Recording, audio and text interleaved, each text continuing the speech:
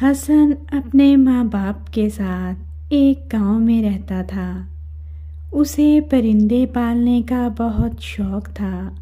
एक दिन हसन ने अपने घर के बाहर एक तोते को देखा। तोता बहुत ही खूबसूरत था। हसन उसकी तरफ बढ़ने लगा। तोता भी वहीं बैठा रहा, जैसे वो हसन से दोस्ती करना चाहता हो। हसन ने तोते को आसानी से पकड़कर पिंजरे में महफूज कर लिया। अगले दिन जब हसन अपने दोस्त के घर जा रहा था, तो उसने दो आदमियों को बातें करते हुए सुना। एक आदमी दूसरे आदमी से कह रहा था कि बादशाह की बेटी पर किसी ने जादू कर दिया है और वो बहुत बीमार है। एक जादूगर को इलाज के लिए बुलाया गया, तो उसने बताया कि उसका जादुई तोता उड़ गया है।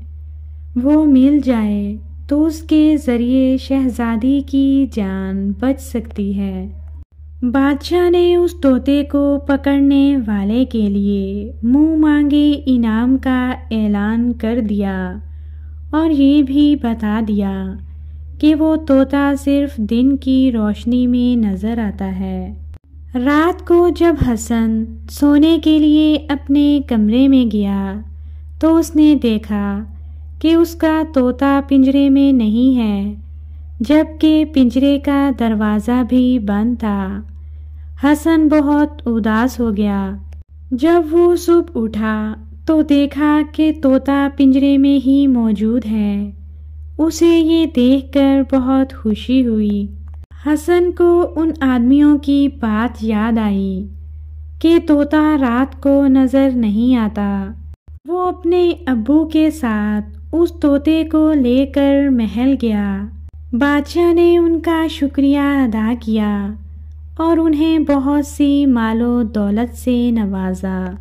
जादूगर ने उन्हें बताया कि इस तोते के बगैर जादू का कोई तोड़ नहीं था। शुक्र है ये तोता मिल गया।